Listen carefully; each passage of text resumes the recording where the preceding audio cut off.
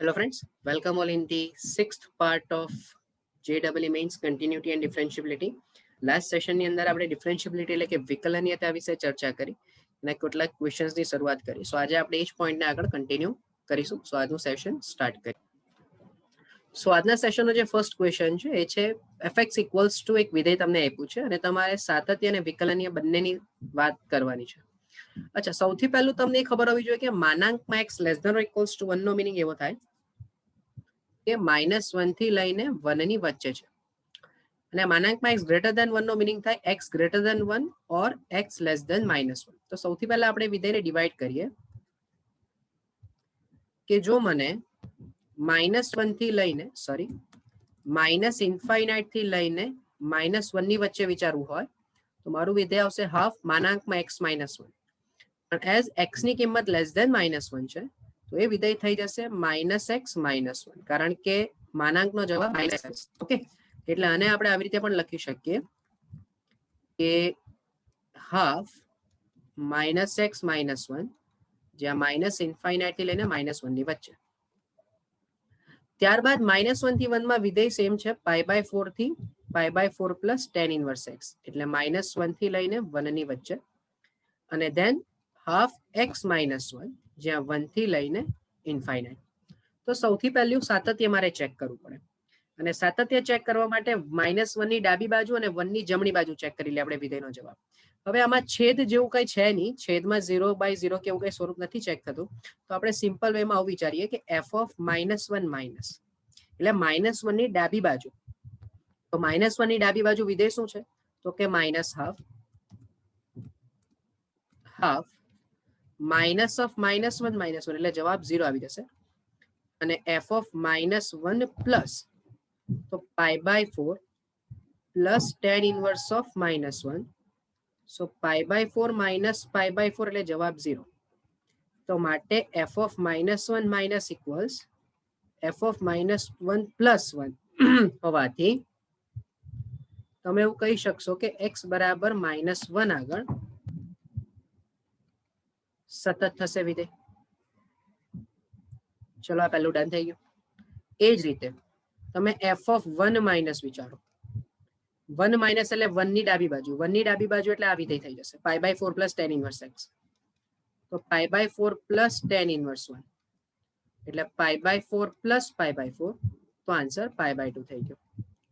અને f of 1 plus વિચારશો તો હાફ ઇન્ટુ 1 માઇનસ 1 એટલે જવાબ 0.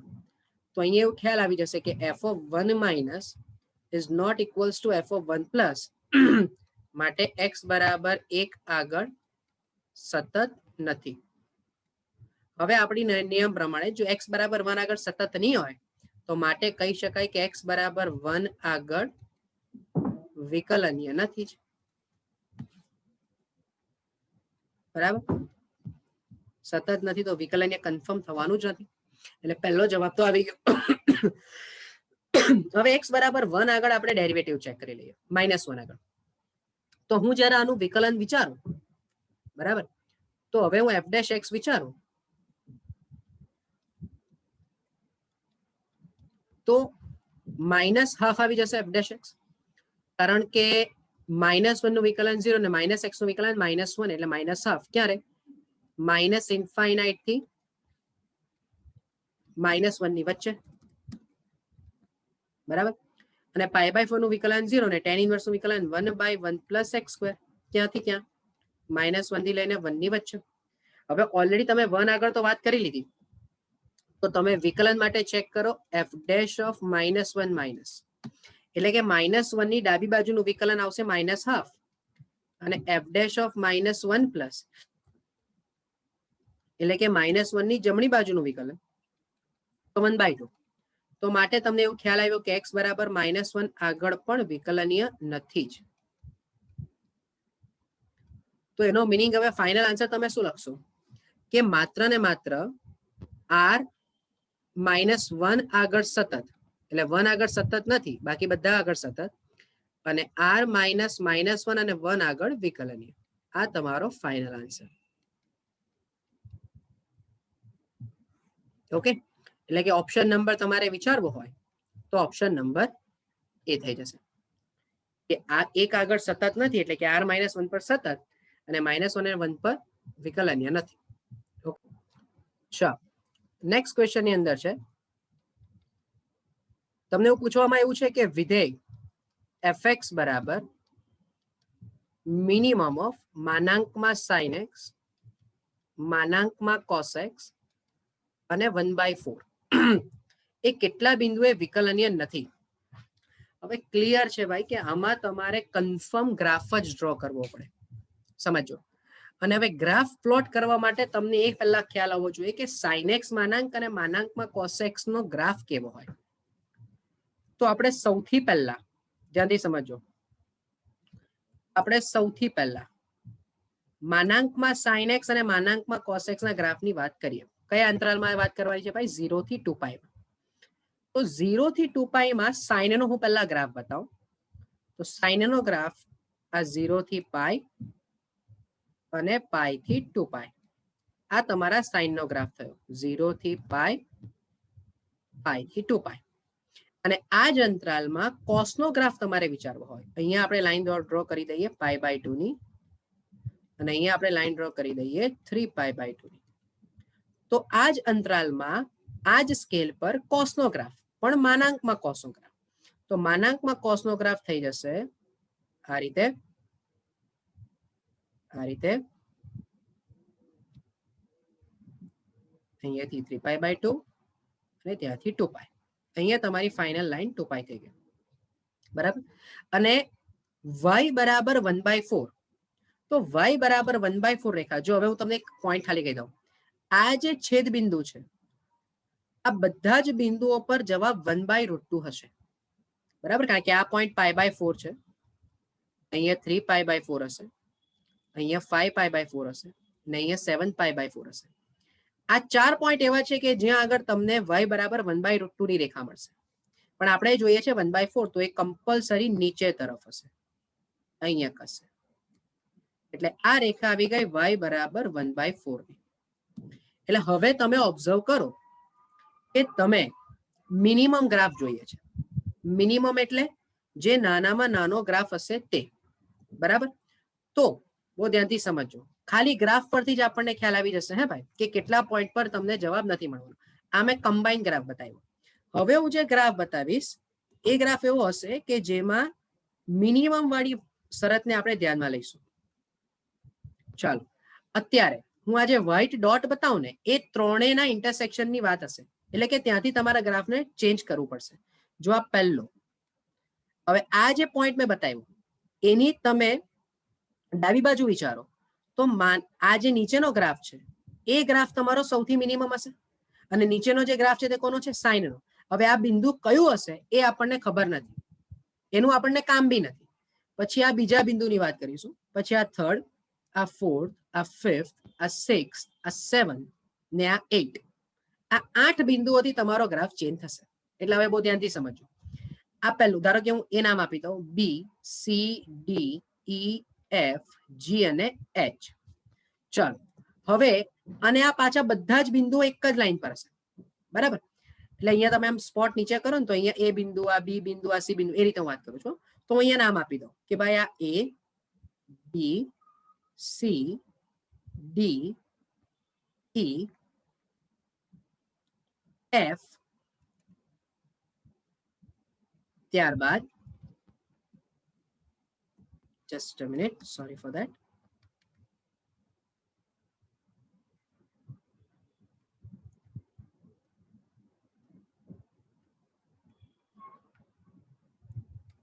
અહીંયા G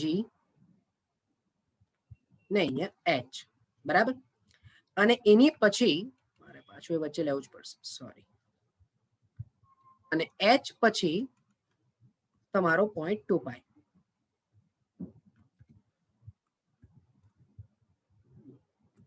બરાબર. એટલે અહીંયા ગાડી તમારો પોઈન્ટ થઈ જશે 2π. અહીંયા ઓલરેડી પોઈન્ટ છે 0.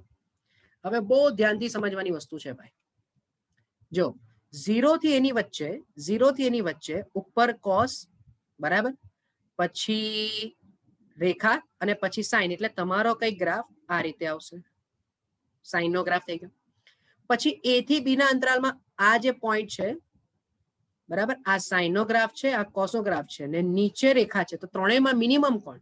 તો કે રેખા. એટલે અહીંયાથી હવે સીધી રેખા જશે આ રીતે. ક્યાં સુધી? એ થી બી સુધી. પછી બી થી લઈને તમારો અહીંયા જે એક પોઈન્ટ આવ્યો π/2. હવે બી અને સી ની વચ્ચે પાછો પોઈન્ટ છે π/2. Sorry for that. હા, બી થી સી ની વચ્ચે કશે π/2 આવશે. બરાબર, બી થી સી ની વચ્ચે અહીંયા કશે π/2 આવશે. બરાબર, એવું જ સી અને ડી ની વચ્ચે કશે પાઈ પણ આવશે. My mistake. પછી ડી અને ઈ ની વચ્ચે 3π/4 હશે. અહીંયા ડી અને ઈ વચ્ચે પાઈ આવશે. ઈ અને એફ વચ્ચે 5π/4 આવશે. એફ અને જી વચ્ચે 3π/2 આવશે. સમજો. એટલે હવે તમને એવું ખબર પડી કે બી થી સી ની વચ્ચે બી થી π/2 માં નીચેનો ગ્રાફ કોણ છે? કોસ છે. એટલે આ રીતે લાઈન, અને ત્યારબાદ આ π/2 થી સી ની વચ્ચે પાછી રેખા કંઈક આ રીતે ગ્રાફ. પછી સી થી ડી માં પાછી સ્ટ્રેટ લાઈન. પછી ડી થી ઈ ની વચ્ચે પાછો તમારો ભાગ ડિવાઈડ થશે. એક આમ ગ્રાફ જશે, એક આમ ગ્રાફ જશે. પછી ઈ થી એફ માં ફરીથી પાછી સ્ટ્રેટ લાઈન. એફ થી જી ની વચ્ચે 3π/2 આવે છે. એટલે એફ થી 3π/2 માં આ રીતે, ને 3π/2 થી જી માં આ રીતે. પછી જી થી એચ માં પાછું સ્ટ્રેટ, અને એચ થી પછી 2π માં ફરીથી પાછો આમ ડાઉનવર્ડ જશે. એટલે આવો કઈ ગ્રાફ આવશે. એટલે થોડીક ચિત્રકામમાં ભૂલ થઈ છે, મારે પાછું એક વખત કરવું જ પડશે, નહીં તો તમને ક્લિયર નહીં થશે. Just a minute. બીકોઝ આમાં ગ્રાફ સિવાય બીજો કોઈ ઓપ્શન તમે વિચારવા જાઓ ને તો it will be quite difficult for you. 0 A B π/2 C D pi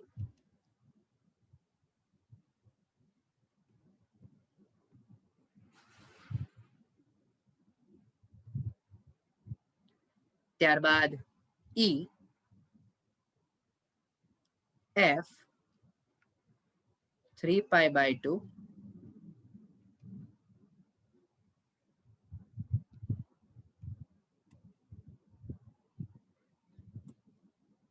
અહીંયા G H અને 2π. એટલે હવે હું ફાઇનલ બતાવું કે A થી B માં એક સીધી રેખા હશે. એટલે આપણે એક પ્લોટ કરી લઈએ. A થી B માં સ્ટ્રેટ લાઈન. પછી B થી π/2 માં આમ ગ્રાફ હશે. π/2 થી C માં આમ ગ્રાફ હશે.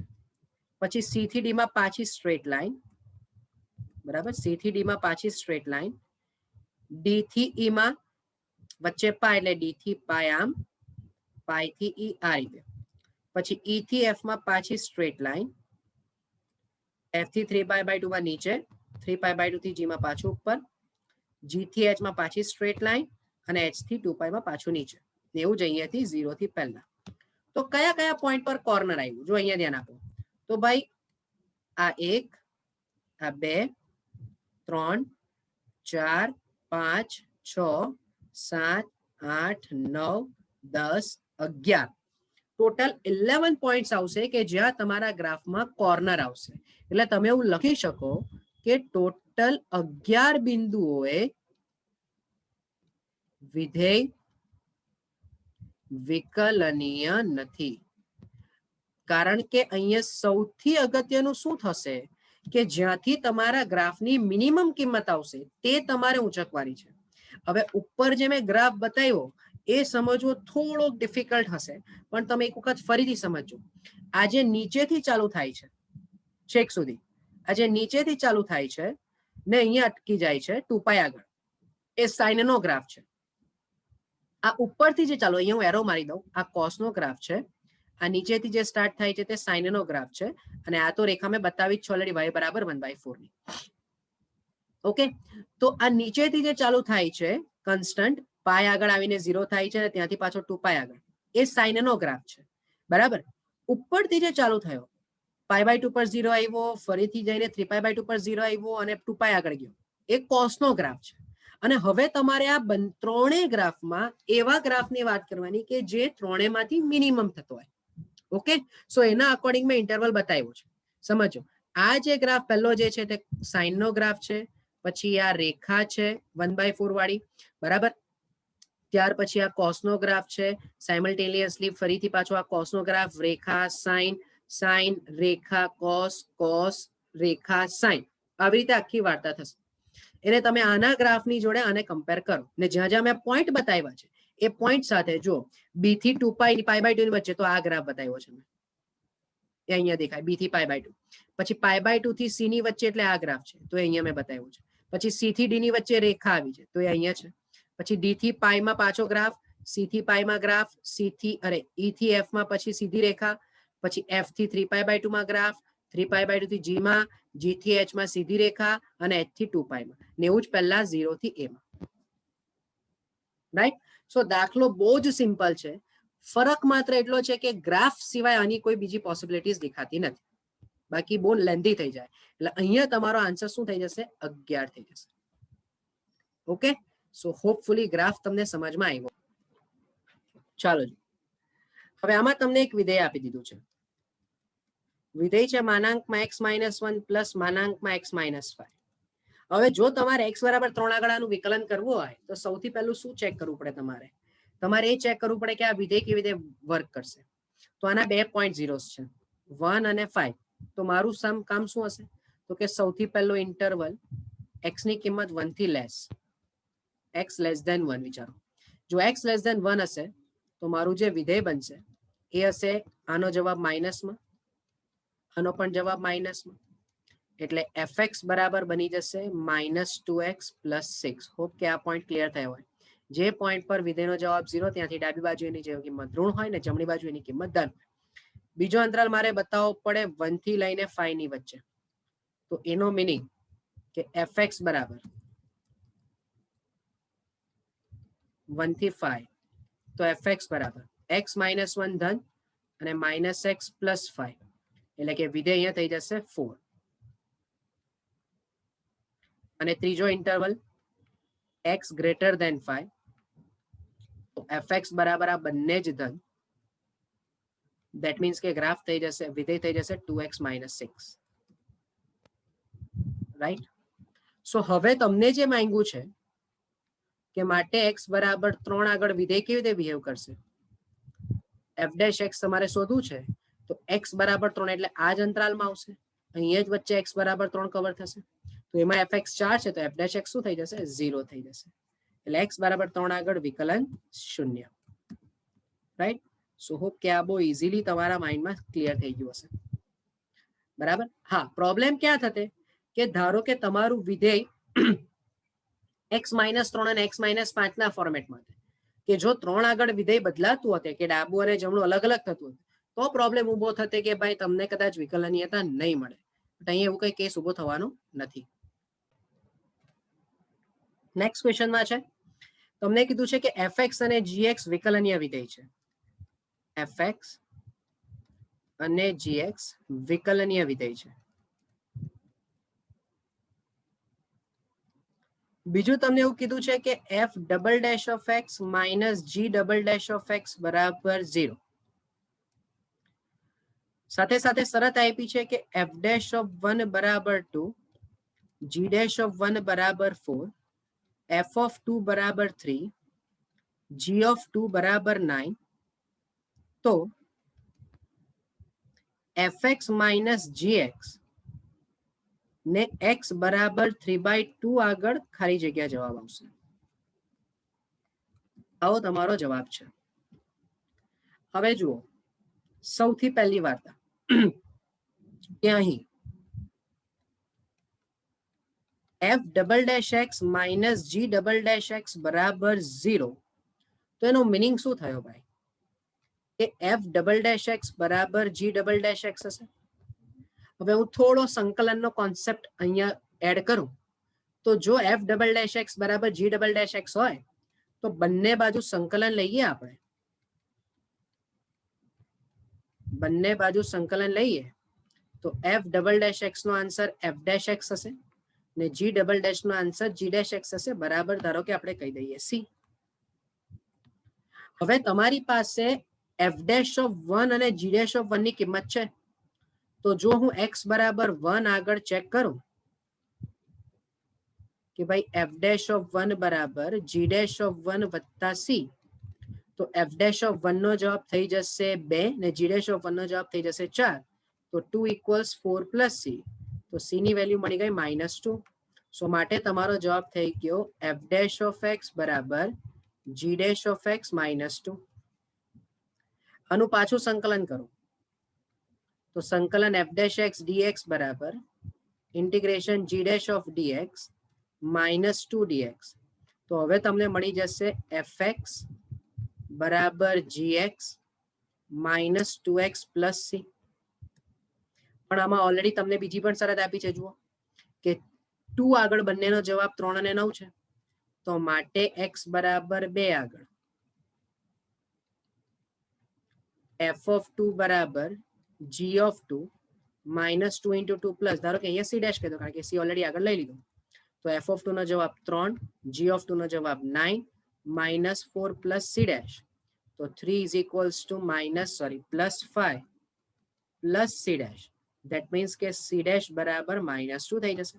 સો ફાઇનલી હવે તમારું વિધેય શું આવી ગયું ભાઈ? હવે તમારું વિધેય આવી ગયું fx બરાબર gx -2x -2.